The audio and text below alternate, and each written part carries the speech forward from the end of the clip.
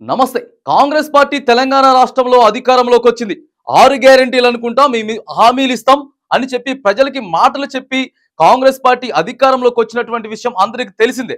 కానీ నలుమూలల తెలంగాణ రాష్ట్రంలో కూడా ఇప్పుడు పెద్ద ఎత్తున ప్రజల దగ్గర నుంచి వెళ్ళి చర్చ జరుగుతూ ఉన్నది. ఎందుకు కాంగ్రెస్ పార్టీ చేయలేకపోతా ఉన్నది, ప్రధాన సమస్య ఎక్కడ వచ్చింది అనేటటువంటి ఆలోచన చేసుకుంటూనే మరి ఇలా చేస్తే కాంగ్రెస్ పార్టీ రాబోయేటటువంటి నెక్స్ట్ ఎలక్షన్లలో అధికారం చేపట్టడం చాలా కష్టతరం అవుతుందని కూడా చాలా మంది రాజకీయ విశ్లేషకులు కూడా మాట్లాడుకుంటున్నటువంటి సందర్భం మనం చూస్తా ఉన్నాం. మరి ప్రధాన సమస్య ఎక్కడ వచ్చింది?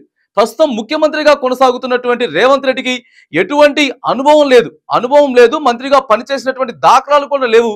డైరెక్ట్ గా ముఖ్యమంత్రి పదవి చేపట్టినటువంటి తానికి ఎటువంటి అనుభవం లేకపోవడం కారణం ఒకటి ప్రధాన సమస్యతో పాటు వీళ్ళు ఏదైతే తెలంగాణ రాష్ట్రం ఉన్నటువంటి అప్పులను కానీ లేకపోతే మనకు వచ్చేటటువంటి బడ్జెట్ని కానీ వీటన్నిటిని కూడా సరైనటువంటి క్యాలిక్యులేట్ చేసుకోకుండా దానికి మించి దాదాపుగా 10 రెట్లు మనకు వచ్చేటటువంటి బడ్జెట్లో ఉన్నటువంటి ఆదాయం ఏదైతే ఉందో దానికి 10 రెట్లు మించినటువంటి హామీలను గ్యారెంటీలను ఇచ్చినటువంటి నేపథ్యంలో మరి ప్రజలు ఇస్తారని నమ్మి, ప్రజలు అవన్నీ కూడా కాంగ్రెస్ పార్టీ ఇస్తుందని నమ్మి ఓట్లేసారు. అప్పుడు ఉన్నటువంటి పరిస్థితులలో, అప్పుడు ఎన్నికలు ఉన్నటువంటి పరిస్థితులలో కేసీఆర్ మీద పెద్ద వ్యతిరేకత ఉన్నది.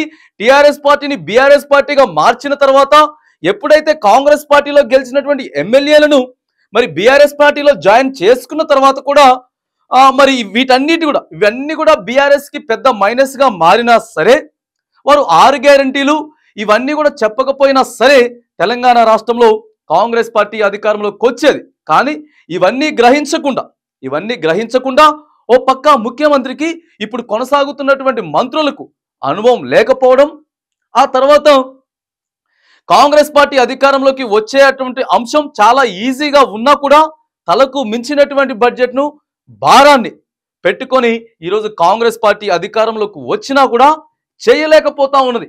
కాంగ్రెస్ సర్కార్ ఎందుకు చేయలేకపోతా ఉన్నది అనే ప్రధాన సమస్య చూసుకున్నట్టయితే ఎక్కడా కూడా మరి వీళ్ళకి ఛాన్స్ లేదు. పైసలు కావాలి ప్రతి దానికి, వీళ్ళు ఇచ్చినటువంటి 6 గ్యారెంటీలు పైసలతో పాటు ఇగో ఇక్కడ అవగాహన లేని, అనుభవం లేనటువంటి మంత్రులు ముఖ్యమంత్రి కొనసాగుతూ ఉన్నారు. వైఎస్ రాజశేఖర రెడ్డి గారికి ఉన్నటువంటి అనుభవం ఇప్పుడు కొంతమంది మంత్రులు ఎవరైతే ఉన్నారో ఆ మంత్రులకి కొంత అనుభవం ఉన్నా సరే వాళ్ళకి ఎక్కువగా కాంగ్రెస్ పార్టీలో ప్రియారిటీ ఇవ్వకపోవడంతో పాటు వాళ్ళంతా కూడా మ్యాక్సిమం ఈ మధ్యలోనే ఈ 6 నెలల నుంచి సంవత్సరం లోపు ఎన్నికల కంటే ముందే పార్టీ మారినారు. కాబట్టి ఈ ప్రధాన సమస్యలన్నీ కూడా ప్రస్తుతం తెలంగాణ రాష్ట్రంలో అధికారంలో ఉన్నటువంటి కాంగ్రెస్ పార్టీని వెంటాడుతూ ఉన్నాయని కూడా తెలంగాణ నలుమూలల నుంచి ప్రజలు యావత్తు మరి రాజకీయ విశ్లేషకులు ఉద్దండులు కూడా మాట్లాడుతున్నటువంటి సందర్భాలు మనకి తెలంగాణ రాష్ట్రంలో కనపడతా ఉన్నాయి.